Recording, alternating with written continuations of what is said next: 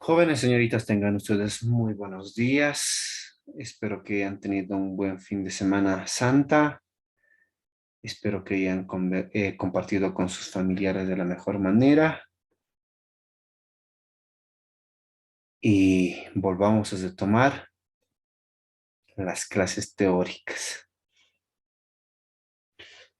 Hoy vamos a tocar el tema anatomía aplicada del tejido óseo. Como saben, mi nombre es Grover Flores Flores. Formo parte de la cátedra de oclusión.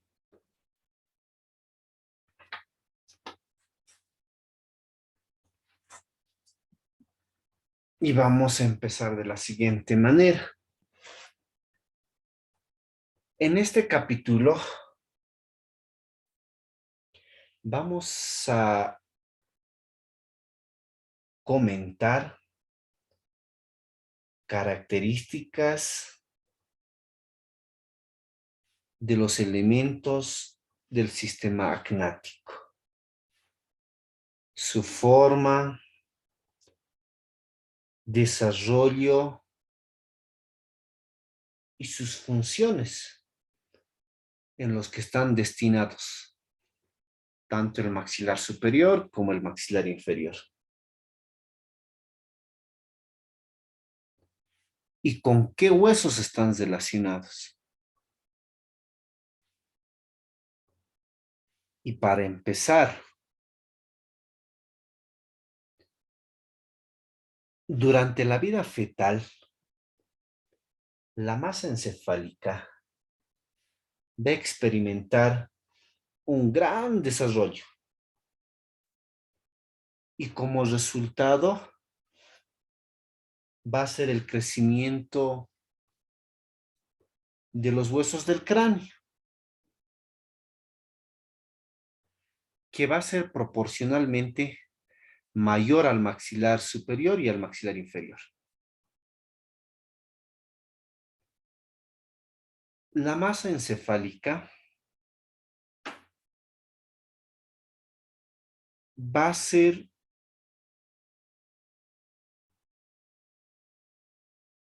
en una proporción mayor tanto al maxilar superior e inferior hasta los 2 años. De ahí para adelante va a empezar lo que es el crecimiento y el desarrollo del maxilar superior y del maxilar inferior. En el maxilar superior va a tener un crecimiento de sutura en el sentido antero-posterior, transversal y en altura. Y el más importante va a ser hacia abajo, hacia adelante, porque el crecimiento va a ser a nivel sutura, porque va a estar relacionado con otros huesos. Estas suturas van a ser maxilomalar, frontomaxilar y cigomático temporal. Y en el sentido transversal va a ser la sutura media palatina, que este va a ser el responsable del crecimiento de la bóveda palatina en crecimiento ancho.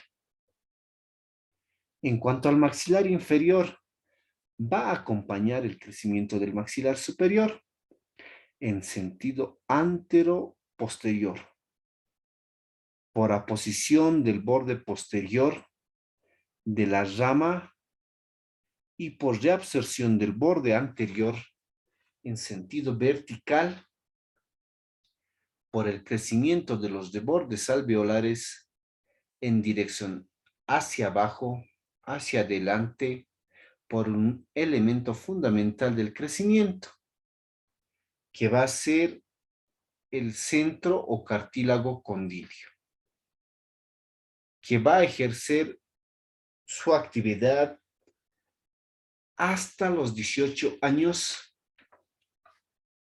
de edad.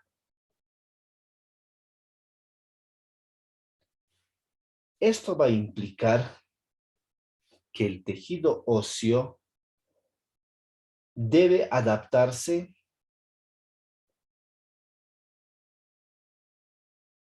para reabsorber las presiones masticatorias en un nuevo arco de cierre y a la actividad de masas musculares.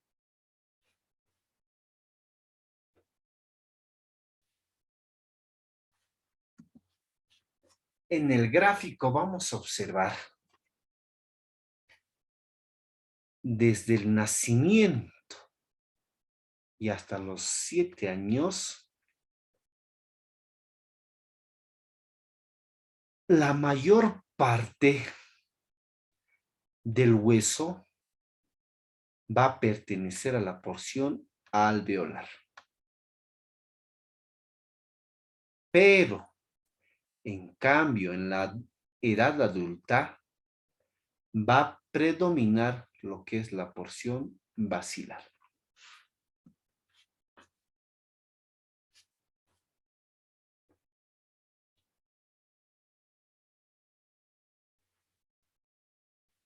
En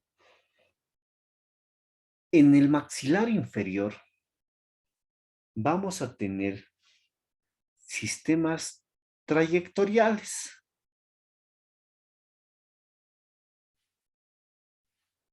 En la intimidad de los huesos corticales también van a sufrir modificaciones que van a presentarse como espesamientos con distintos tipos de condensación y orientación. Estos van a considerar verdaderas líneas de refuerzo, conocidos como sistemas trayectoriales.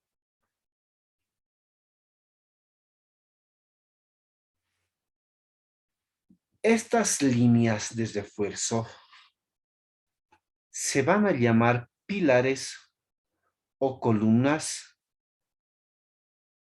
cuando sean verticales y vigas o arcos cuando van a ser horizontales. En el maxilar inferior vamos a encontrar 3 columnas. Una primera columna que va a ser la mentoniana. Esta columna mentoniana van a estar ubicados a la parte lateral de la sínfisis mentoniana, que se va a extender del reborde alveolar al borde inferior del maxilar inferior. La columna coronoidea. Esto se va a extender desde el vértice de la apófisis coronoides, que se va a dirigir desde el borde anterior de la rama ascendente del maxilar inferior y se va a prolongar hacia la línea oblicua externa.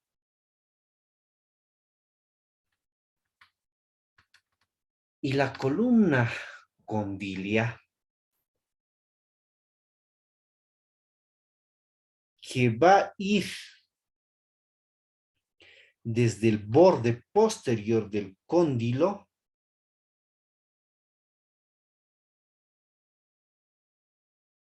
va a ir descendiendo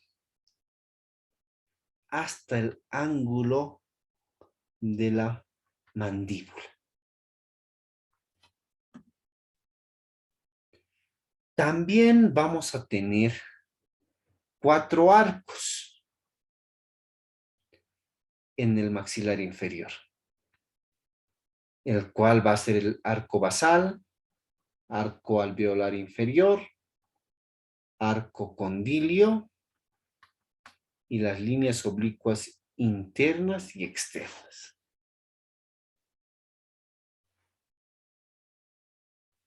El arco basal, como se les he delimitado con sojo, va a estar representado por el borde inferior del maxilar inferior.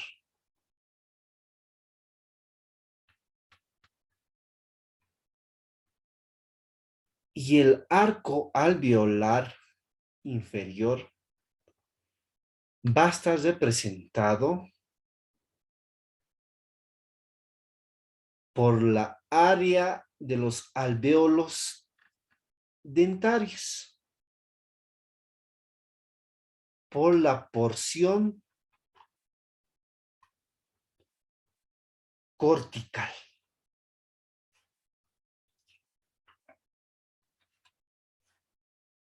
Y las líneas oblicuas internas y externas que van a estar ubicados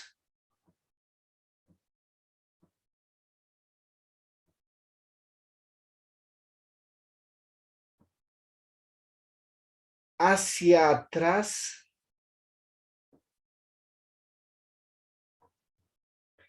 y hacia adelante del cuerpo de la mandíbula,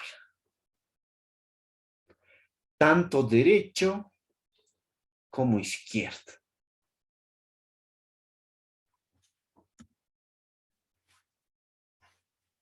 En el maxilar inferior van a estar presentes 4 columnas. Una columna que va a ser la frontonasal o canina, que esto se va a originar a nivel del canino, que va a ir en forma ascendente para recorrer la apófisis ascendente del maxilar superior entre la fosa nasal y el borde interno de la apófisis orbitaria del frontal.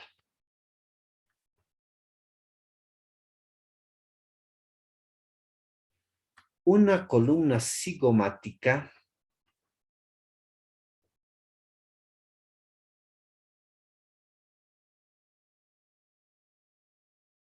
que va a ir en forma ascendente del arco alveolar a la apófisis orbitaria externa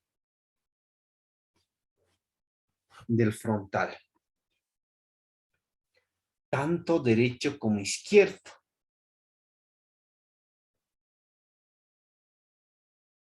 En cuanto a la columna pterigoidea, básicamente esto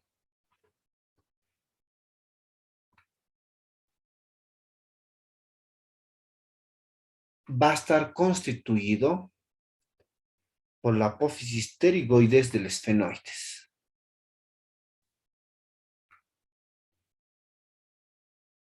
Y en cuanto a la columna bomeriana, va a estar específicamente representado por el hueso Bomer.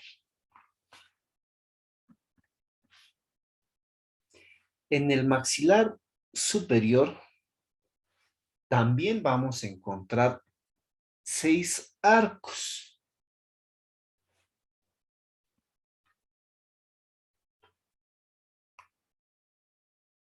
un arco supraorbitario e infraorbitario que va a estar formado primero por el hueso frontal, hueso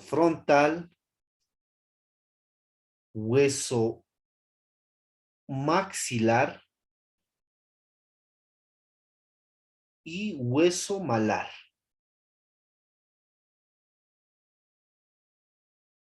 Se va a caracterizar por unir columnas o pilares frontonasales o cigomáticos.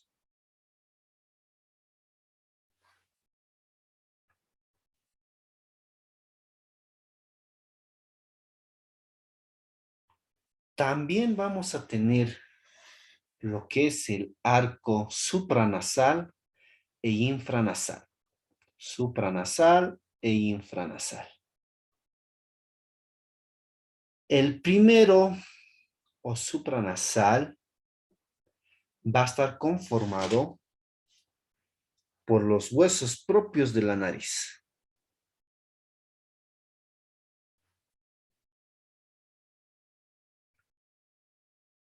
Y el segundo por la región subtabique que va a unir los pilares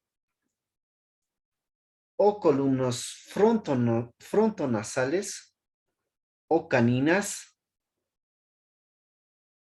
por encima y por debajo de la cavidad nasal.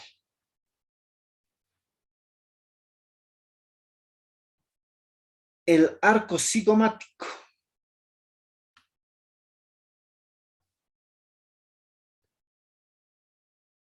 se va a dirigir en forma horizontal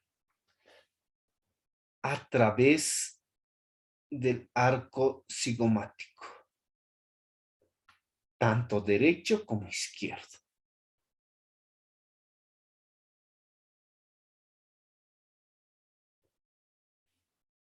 El arco alveolar superior.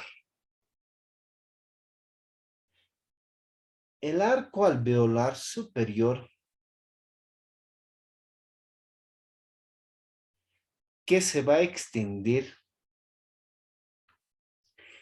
en los bordes alveolares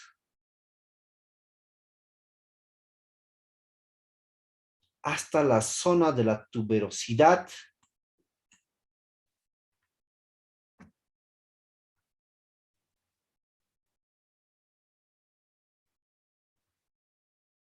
igual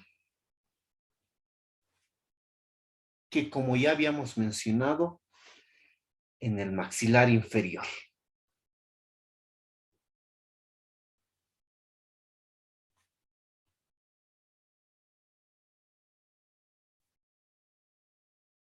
El arco pterigoideo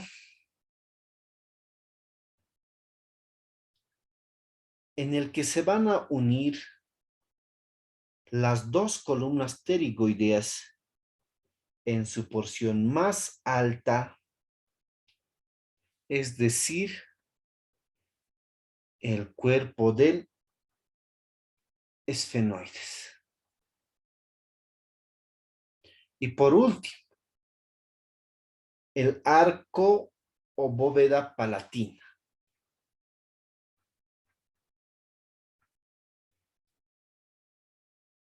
Va a estar formado por la apófisis palatina del maxilar superior y que va a servir por la unión entre las columnas pterigoideas y bomerianas en su porción más baja.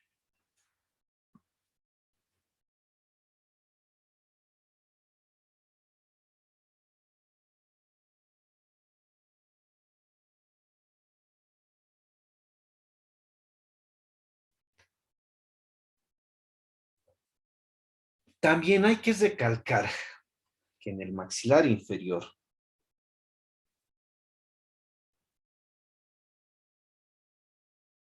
que en la área de los caninos y también en los maxilares superiores,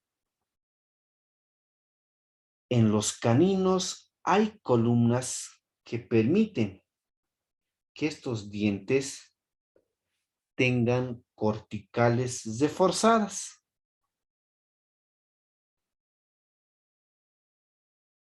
cuya característica de empotramiento va a guiar los movimientos excéntricos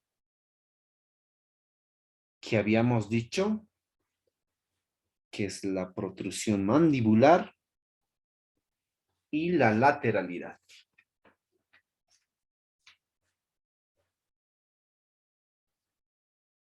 En las tablas internas y externas,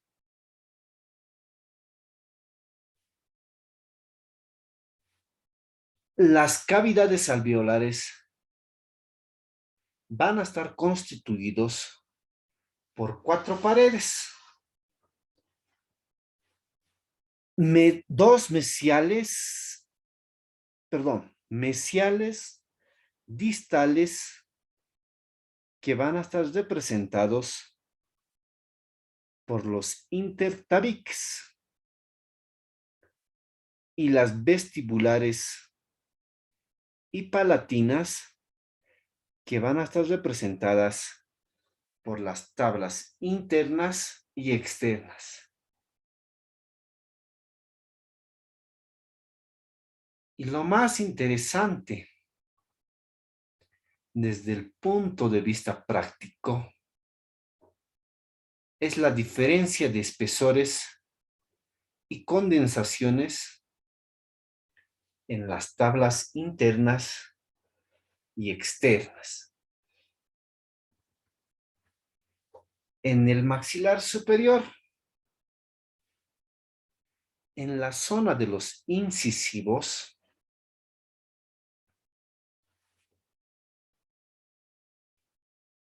y los caninos,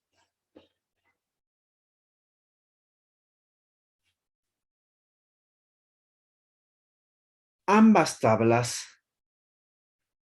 van a estar íntimamente unidas a través de sus corticales.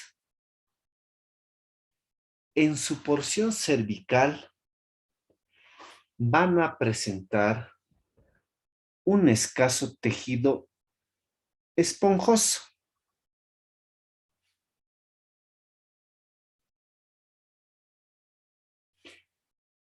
que esto recién se van a poder observar a nivel de las áreas apicales.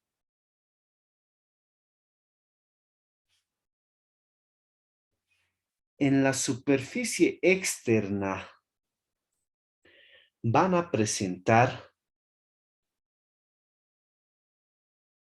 elevaciones llamadas eminencias maleolares. Estos van a estar determinados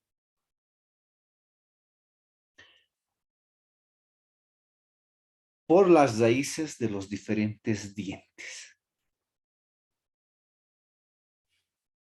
Va a ser más notorio en el canino, que se le va a conocer la eminencia canina.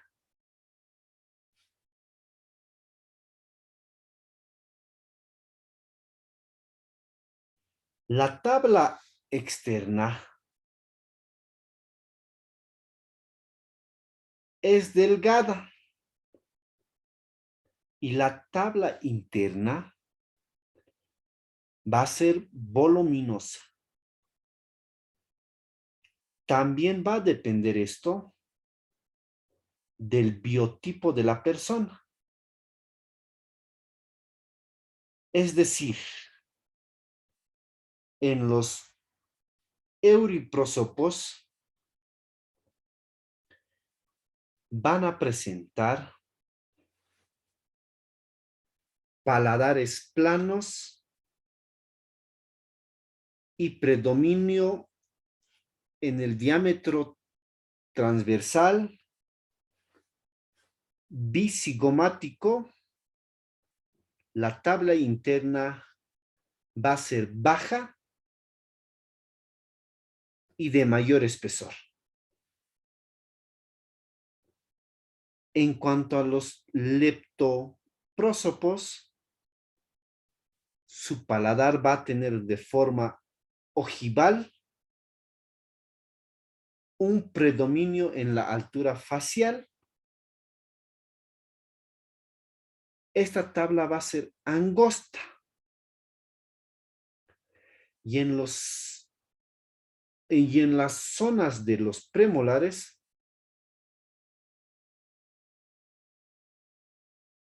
no van a presentar diferencias notables en cuanto a espesor.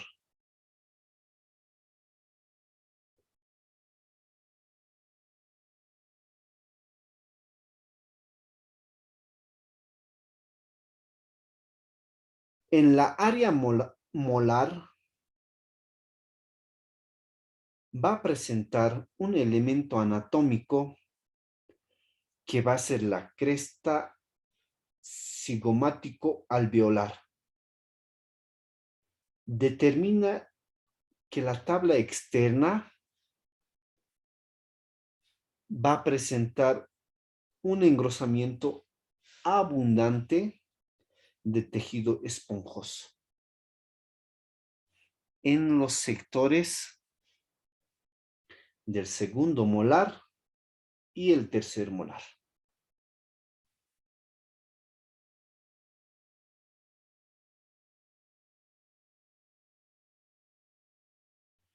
Es así que la tabla interna va a presentar mayor espesor y una cortical más densa.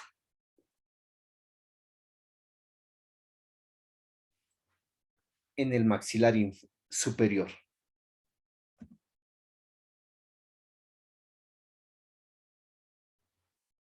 En síntesis, es posible afirmar que en general la tabla interna presenta mayor espesor y una cortical más densa que estará preparada para ser la receptora final de las fuerzas producidas en los ciclos masticatorios que realiza el maxilar inferior. El maxilar inferior presenta una estructura ósea más densa que la del maxilar superior, con menos tejido esponjoso en la zona de los incisivos y caninos. Este tejido prácticamente no existe y ambas corticales van a estar unidas. Pero vamos a observar en la zona molar la presencia de la línea oblicua externa que va a aumentar de espesor desde el segundo premolar hasta el tercer molar, en el que va a observarse un aumento notable de mayor de tabla externa, que esto se va a convertir en la área de mayor resistencia ósea del sistema masticatorio.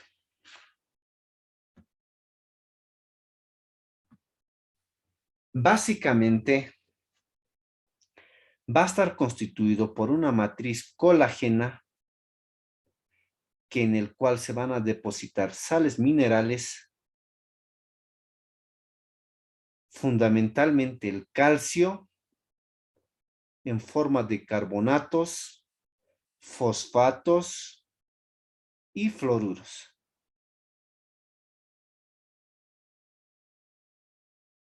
Este noble tejido no solamente sirve como soporte, sino que además constituye una reserva de calcio, magnesio y en combinación con los pulmones y riñones van a mantener el pH del organismo.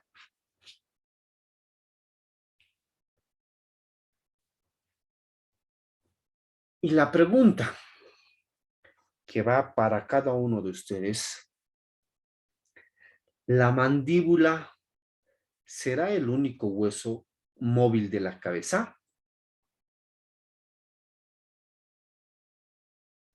Esto dejando de al lado los huesecillos del oído.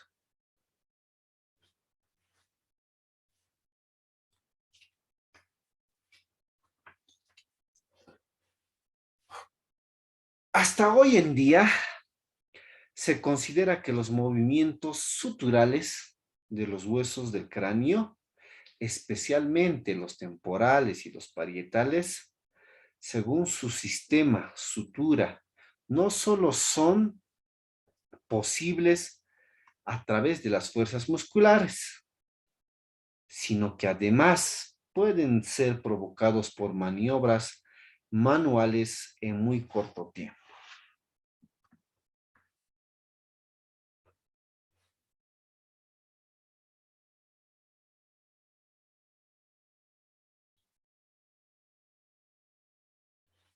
Un claro ejemplo, la posibilidad de movimientos suturales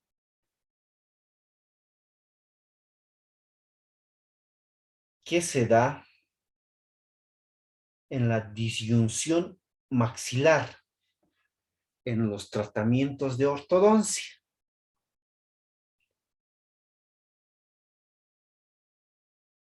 En esos casos, la sutura medio-palatina, sino que además se llega a todos los huesos de la cara.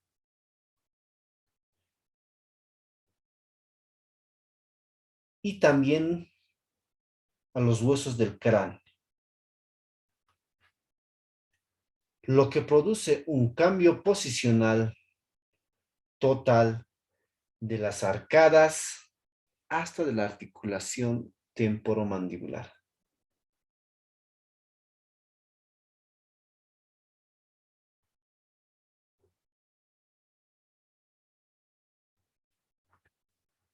La calidad del tejido óseo.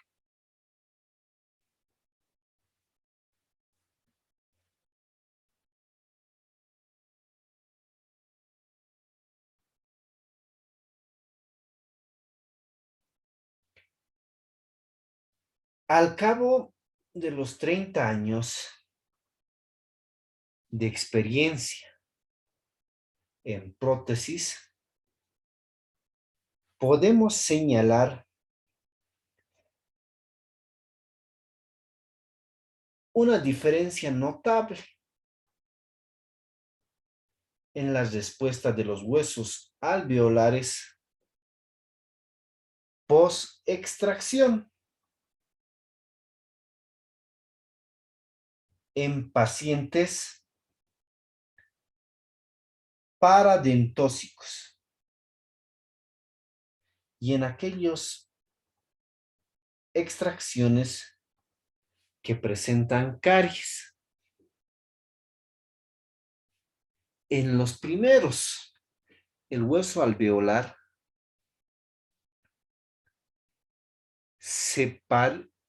desaparece de forma casi inmediata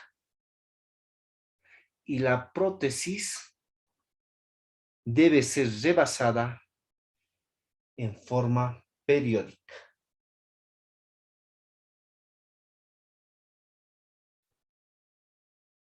En cambio, en los pacientes que presentan una estructura ósea sana a nivel alveolar, los de bordes van a mantener su altura y al poco tiempo podremos observar radiográficamente la formación nítida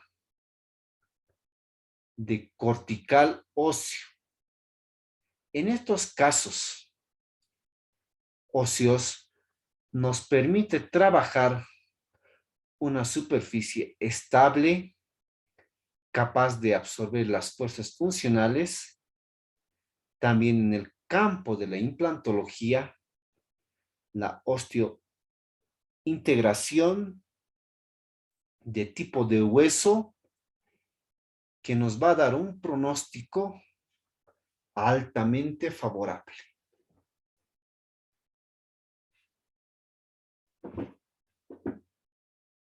¿A qué nos referimos con esto, jóvenes y señoritas? Ustedes en la clínica de cirugía y prótesis removible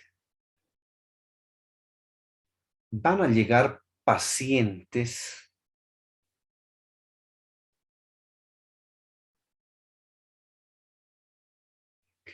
en el que van a tener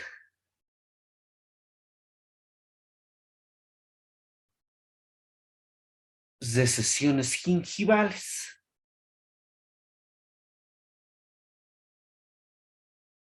Pacientes con movilidad grado 3,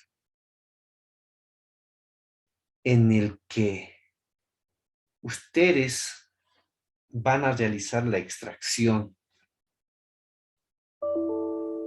pero por la pérdida de tejido óseo,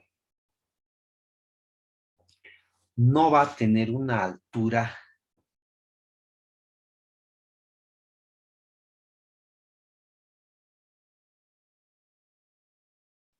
para una prótesis removible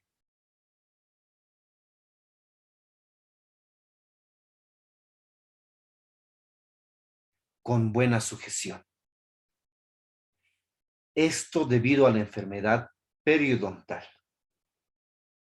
Pero, en cambio,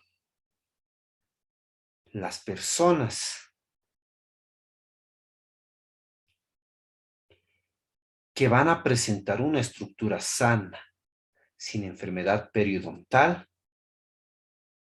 van a mantener un reborde alveolar alto,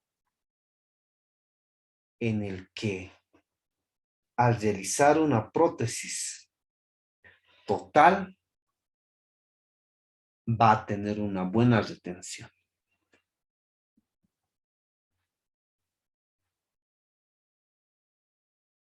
Es por eso que es importante considerar el tipo y la calidad de hueso.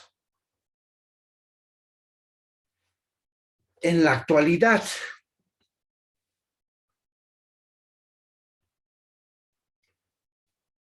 se manejan las técnicas de regeneración tisular guiada mediante el uso de elementos óseo-inductores o conductores. Estos antólogos o heterólogos van a permitir el aumento capital óseo del paciente. Es decir, la altura ósea en el que el paciente, gracias a esta degeneración tisular, van a estar indicados para aportar implantes osteointegrados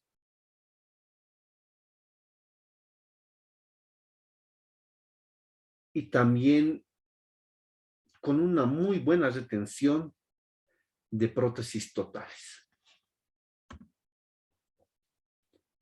Las técnicas de regeneración guiada se van a basar en el principio de evitar la invasión del tejido fibroso en las que desea que crezca el tejido óseo. Para tal fin, se crean barreras por medio de membranas de diferente tipo. Alvéolo post-extracción, colocación de membranas y sutura de los bordes gingivales.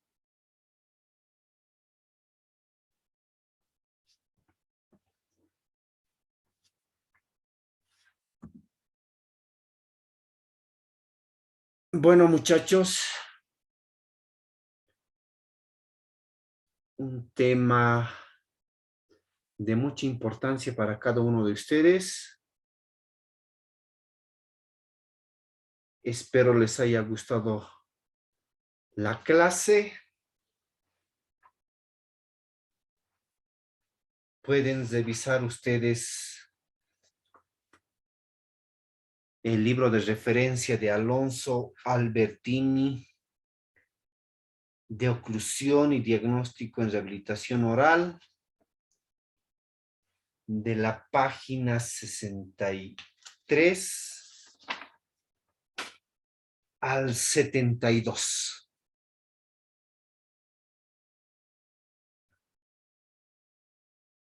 Estudien porque prácticamente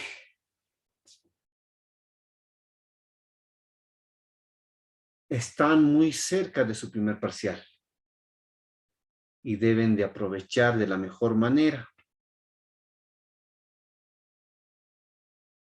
Empezar con el pie derecho